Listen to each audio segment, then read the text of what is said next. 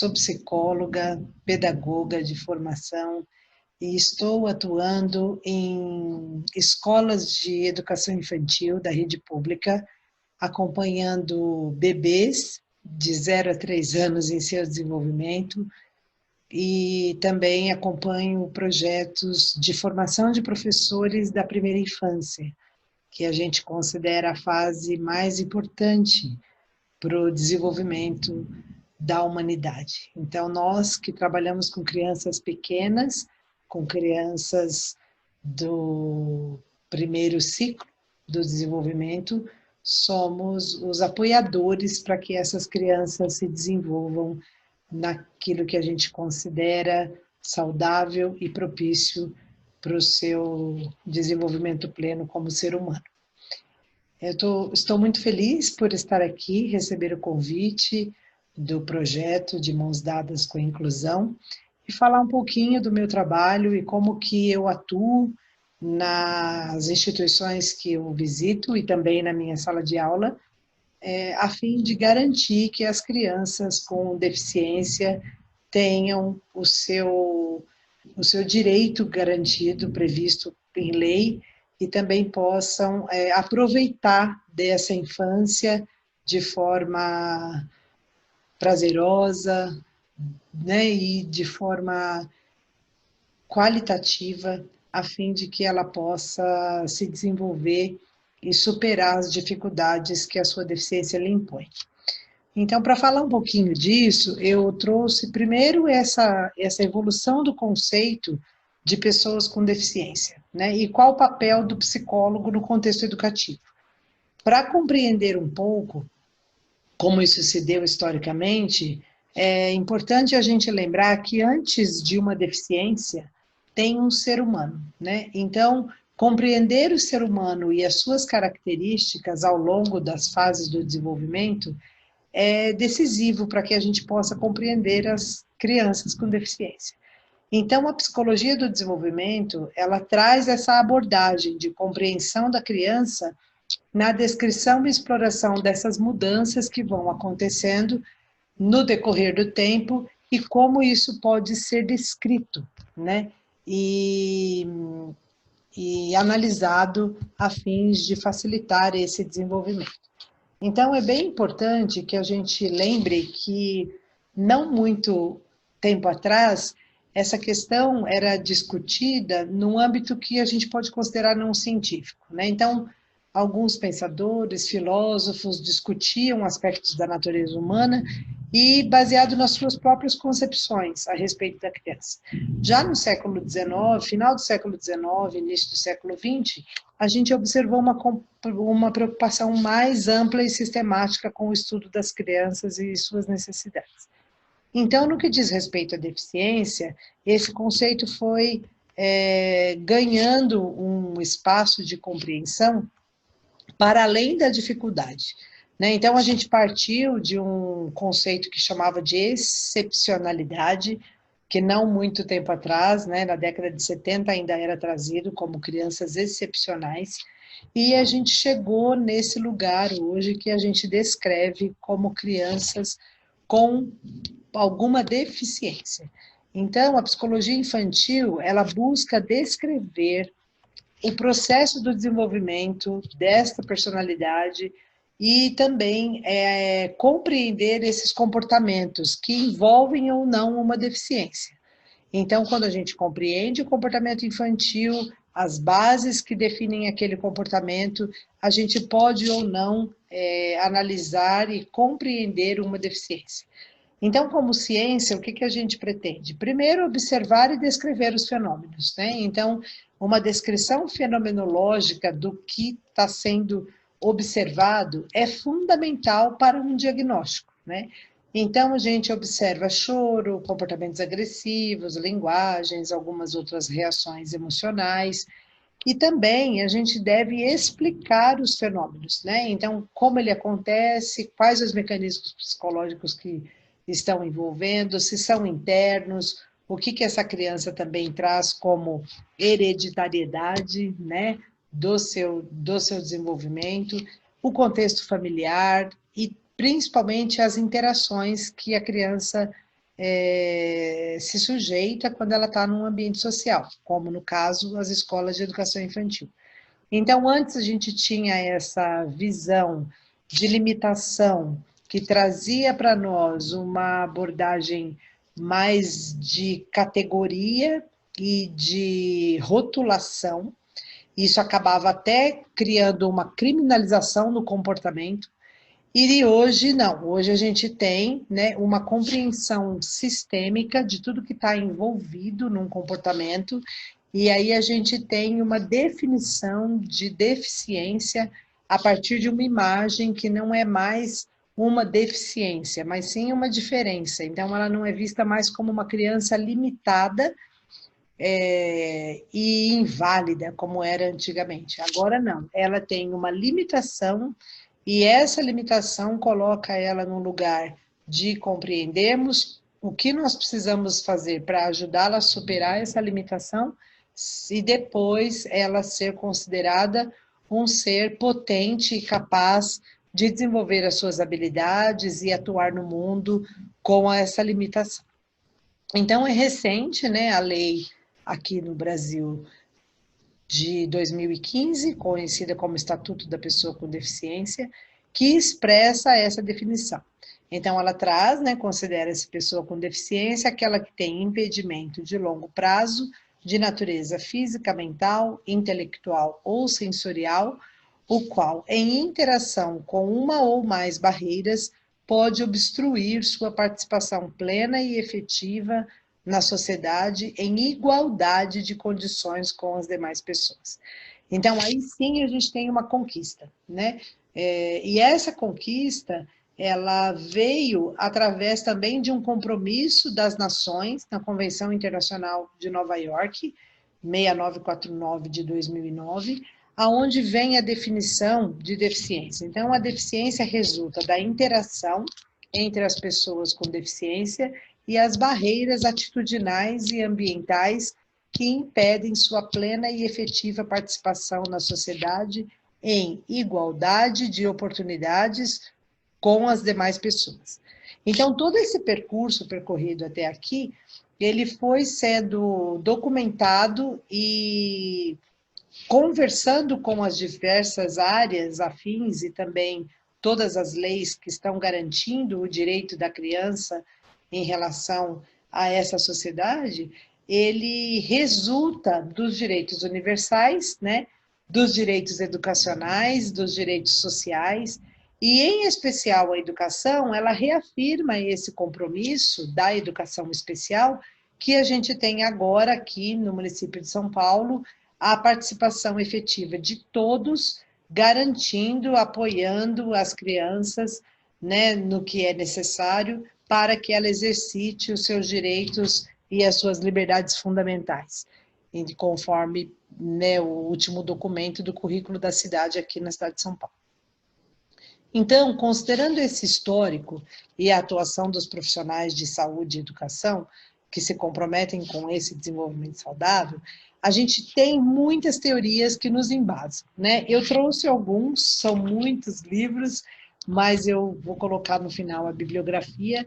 Mas a gente, claro que cada vez que a gente visita uma base teórica, a gente ressignifica algo que a gente já tinha, né? A gente reflete sobre o que está sendo posto por aquela teoria, por aquele pensador, e a gente reformula o nosso pensar. Mas tem algumas coisas que elas são bem duradouras, né? Então, alguns conceitos mudam, como a gente viu aí, a questão da deficiência. Em 30 anos, houve uma revolução no conceito, né? Saindo da excepcionalidade, chegando na deficiência.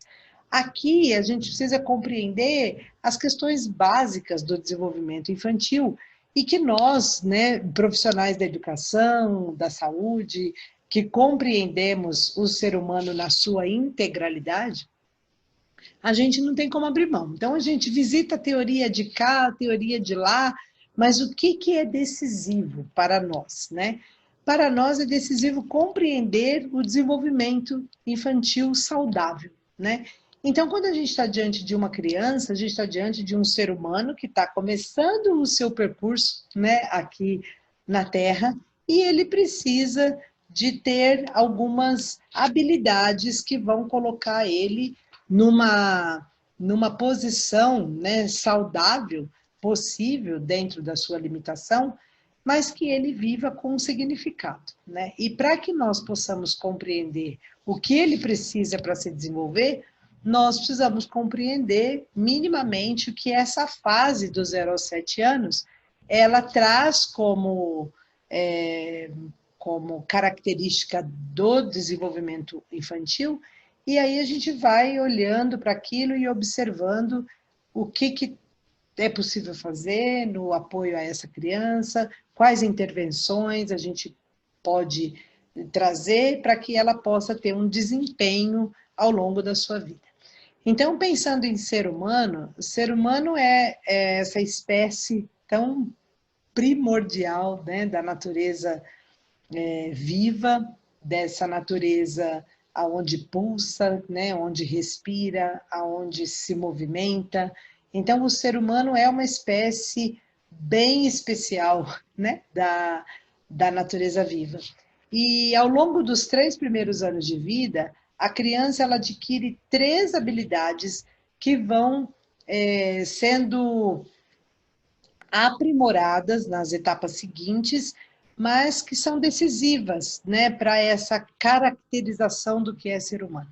Então, primeiro, né, são as habilidades motoras, então todo o aparelho motor e do desenvolvimento do andar, do pular, do saltar, é uma condição básica para o desenvolvimento do ser humano. Algumas crianças já nascem com essa limitação, né, de comprometimento motor.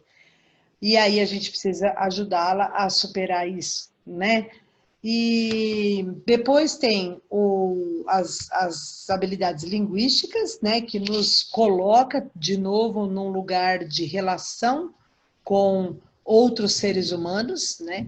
E as habilidades cognitivas, que é a nossa capacidade de pensar, de compreender aquilo que não é só visível. Então, considerando a criança com deficiência visual, ela não vê, mas ela compreende através de outras técnicas que permitem a acessar o conhecimento conceitual daquilo que tá no mundo.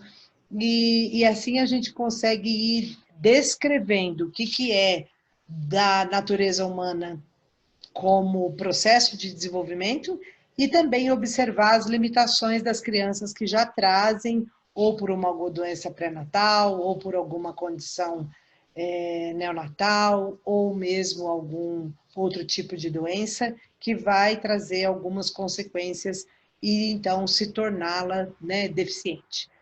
Então, essas 3 habilidades, que são bastante complexas, mas eu trouxe aqui de uma forma assim, de síntese, para que vocês possam acessar e compreender que isso é decisivo, que são as motoras, as linguísticas e as cognitivas, elas vão desenvolver também na criança, no seu mundo interno, habilidades emocionais, sociais, e que também vão compor esse ser humano no meio em que ele está inserido. Então, o desenvolvimento motor, ele compreende nas conquistas físicas, desde o nascimento até os primeiros passos, que a gente também chama da conquista da postura ereta. Então, quando a criança fica de pé e anda, ela acessou o primeiro nível do desenvolvimento. Mas tem crianças que têm deficiência motora e não vão adquirir essa postura ereta. Então, ficar de pé e andar já é uma condição básica para uma saúde. Ela tem esse comprometimento, ela vai precisar de recursos que possa viabilizar isso, não no primeiro ano de vida, mas em outras etapas do desenvolvimento. E se isso não for possível, também a gente vai criar no ambiente ou nas relações possibilidades de que ela conquiste essa liberdade, porque quando a gente anda e fica de pé e sai explorando o mundo, a gente conquista uma liberdade. e uma segurança. E também ela não vai, se ela tem um comprometimento no desenvolvimento motor, ela não vai conquistar essa habilidade do andar, mas ela vai desenvolver capacidades motoras finas, né? Então, ela pode escrever, pintar, segurar, né? E aí, isso também vai trazer para ela uma certa autonomia e uma liberdade e segurança para a atuação no mundo como ser humano. Depois, na linguagem, como eu já falei, ela é uma conquista que promove a interação com outros seres humanos, que a gente chama de socialização, né? Que também possibilita que ela se identifique como ser humano no grupo que ela está inserida, né? Então, a língua materna, então a criança que possui a capacidade do desenvolvimento linguístico, ela especificamente vai falar a língua do grupo que ela está inserida, né? Então, nós no Brasil aprendemos a falar português. Isso também nos define como grupo e como ser humano e nos identifica num grupo social. E também outras características, como sotaques, então um grupo regionalizado, então falamos português com sotaque gaúcho, e isso vai se colocando à medida que essa criança vai se socializando. O que é característica também desta fase do desenvolvimento linguístico, que é a aquisição da fala? São os valores, né? Então, quando a gente coloca já para a criança algumas condições ou valores sociais, a gente faz isso através da linguagem. E se essa criança tem um comprometimento de linguagem, já sabemos que precisamos usar outra forma de linguagem. Então, a linguagem de sinais, outras tecnologias para suprir a necessidade que ela tem de interação e socialização, embora ela apresente essa limitação, né, ou da audição ou da fala. Então, o que a gente precisa, como profissional, como educador, levar para as crianças? Essa comunicação, né? Essa comunicação verbal ou não verbal, que leva para ela esse mundo, né? Essa expressão de um mundo de forma clara e verdadeira. Então, isso também é decisivo no segundo ano de vida.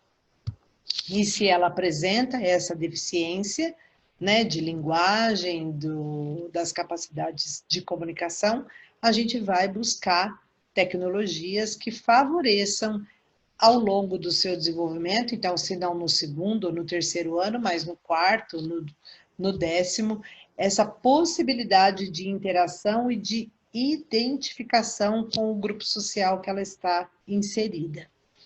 E depois, né, como eu já falei, as capacidades cognitivas. Então, o desenvolvimento cognitivo, ele compreende diversas aprendizagens, né, que a criança vai conquistando a partir, de novo, das interações com o ambiente.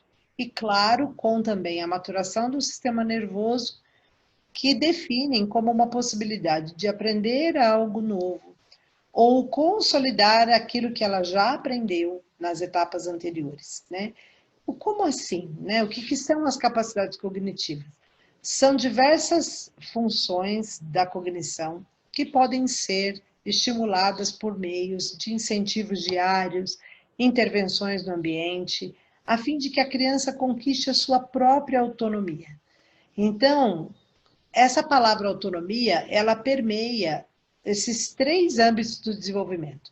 Então, no desenvolvimento motor, quando ela é autônoma, quando ela faz por si só o ficar de pé e sair andando, é a autonomia dela explorar o mundo externo, através da sua mobilidade, né? Então, uma criança que não tem essa mobilidade vai precisar que o mundo venha até ela de outra forma, porque ela não vai ter autonomia do andar. No desenvolvimento linguístico, essa autonomia, ela também vai surgir a partir principalmente da imitação. Então, a criança, ela vai começar a desenvolver a sua linguagem, primeiro pelo tibitate, por aqueles sinais, né, já aqueles ruídos que um bebê faz, aqueles pequenos sinais sonoros, e depois a formação de palavras, a partir do que ela ouve, né? Então, a sua capacidade auditiva vai também desenvolver a sua capacidade de linguagem. Então, ela começa a repetir: mamãe fala bala, mamãe fala água, ela fala água. E quando ela vai ter autonomia, né, de falar o que ela fala por si só, né? Quando ela vai se reconhecer um ser individualizado, né? Que isso algumas teorias colocam como entre 2 anos e meio, 3 anos, 3 anos e meio. E aí as crianças que apresentarem alguma deficiência cognitiva ou intelectual, essa autonomia é tardia. Então, ela vai levar um pouquinho mais de tempo para se reconhecer como um ser pensante no seu espaço interno de indivíduo. Então, e isso depois se desdobra em formação de hipóteses, relações, capacidade de fazer comparações e principalmente em tirar as suas próprias conclusões. Então, algumas deficiências do nível cognitivo, elas são descritas e caracterizadas por essa falta de autonomia da sua posição, né, do seu pensar próprio, pensar por si mesmo. Então, a criança que nasce ou apresenta ao longo do seu desenvolvimento um comprometimento nesses primeiros níveis, ela é chamada de criança com deficiência. Então, dependendo de todos os profissionais envolvidos nesse desenvolvimento, sejam eles professores, psicólogos, fisioterapeutas, fonoaudiólogos, terapeutas ocupacionais, médicos, enfermeiros, todos esses profissionais, eles precisam ter uma atenção plena a cada conquista e a cada etapa desse desenvolvimento. E se dedicar, né, exclusivamente àquela criança e compreender as suas limitações, analisar as causas, analisar as condições que possam favorecer essa superação, né? E principalmente as dificuldades impostas pelo ambiente, né? Então, como eu posso facilitar o desenvolvimento de uma linguagem num ambiente onde muitas vezes toda a família tem a mesma limitação, né? Então, nós precisamos estar muito atentos a tudo que está em volta da criança, como ambiente, como relações, como possibilidades dela superar isso. E também, especificamente, a própria cultura, né? Então, antes mesmo da gente compreender a deficiência, é necessário compreender o indivíduo como um todo, no seu contexto familiar e todos os sistemas que essa criança está inserida. Porque a cultura, ela concebe um conjunto de valores, né? E isso também não está só na família, está nas organizações sociais, né? Então, se traz um aspecto de religião que tem uma visão que pode dificultar ou facilitar a compreensão dessa deficiência, uma instituição educativa que define ou não um padrão de normalidade. Então, a gente sabe que no Brasil é lei a garantia e o acesso à vaga, mas às vezes tem instituições que elas não trazem como visão o acolhimento a crianças com deficiência. Então, a gente precisa estar muito atento a tudo isso, que isso vai sendo também decisivo para o processo de inclusão ou não dessa criança. Então, esses valores, eles são intrinsecamente sociais e a gente tem que ter isso como critério de avaliação, né? Porque às vezes eu estou olhando para a deficiência de uma criança, mas a dificuldade de inclusão não vai estar na criança, vai estar na escola que não recebe essa criança da forma como ela precisa para se desenvolver. Então, esses critérios de avaliação e possibilidades de intervenção, claro que parte primeiro das características individuais da criança, mas tem que estar em conformidade com todo esse ambiente, tudo isso que envolve o desenvolvimento da criança e que facilita ou não o seu desenvolvimento, né? A sua superação. Então, a comunidade educativa, ela é decisiva, né? Ela vai garantir ou não que essa deficiência seja acolhida e, principalmente, que os profissionais envolvidos possam intervir a fim de que a criança se desenvolva dentro da sua limitação. Então, pautado nos valores das teorias humanistas e especialmente do Decreto Federal, que traz as categorias das deficiências, né, que seja ela física, auditiva, visual, intelectual ou múltipla, a gente tem que ter, no mínimo, compreensão, né, desse sistema que a gente está chamando de sistema inclusivo. E o que a gente precisa considerar? Primeiro, a visão institucional, né? Então, se essa escola, se essa família, elas trazem essa possibilidade de acolhimento a essa deficiência e o quanto que a gente vai ter ou não de dificuldades para, de fato, incluir essa criança na sociedade, né, com a sua limitação. Depois, as barreiras estruturais, como eu falei, e também culturais, né? Então, o que a gente coloca dentro do critério de acessibilidade. Terceiro, a gente tem a capacitação dos docentes, das equipes que atuam com crianças com deficiência. E aqui eu destaco esse lindo projeto de Mãos Dadas com a Inclusão, que é uma ferramenta de facilitação para essa possibilidade de inclusão verdadeira, de fato, né? Então, parabéns a todos vocês que trouxeram esse ambiente virtual para que a gente possa cada dia mais compreender e ajudar as crianças a superarem essas barreiras. E, por fim, o suporte familiar, que aqui está efetivamente o papel do psicólogo escolar. Então, ele atua no ambiente institucional, daqui no caso a escola, no apoio às famílias, né? Ajudando as famílias a compreender a complexidade desse sistema, né? Esse sistema que não inclui, que a gente às vezes tem que lutar arduamente para garantir aquilo que está previsto em lei, mas que o sistema não favorece.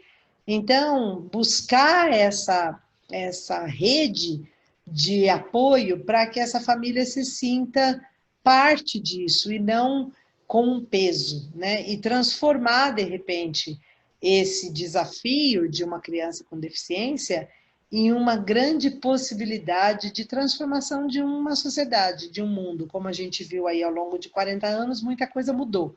Então, a gente tem como tarefa, nesse tempo, pegar tudo isso, né, e ajudar as famílias a se fortalecerem e garantir melhores condições ainda para os que virão. E também o psicólogo escolar, ele atua no apoio socioemocional mesmo, aos pais, aos responsáveis, professores, toda a rede que cuida da criança, a fim de minimizar sintomas gerados pelas demandas e cuidados com as crianças, né?